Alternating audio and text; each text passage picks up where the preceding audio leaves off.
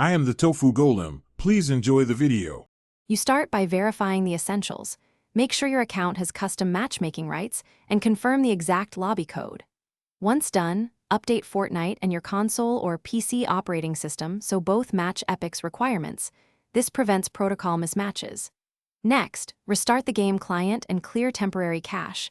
This removes stale tokens that block custom sessions. Also check your NAT type and router settings. If NAT is strict, expect connectivity issues. These immediate steps, once the basics are handled, focus on precise configuration.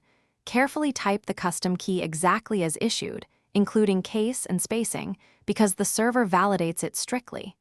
Make sure you are the party leader and have accepted the role. Only leaders can start custom matches.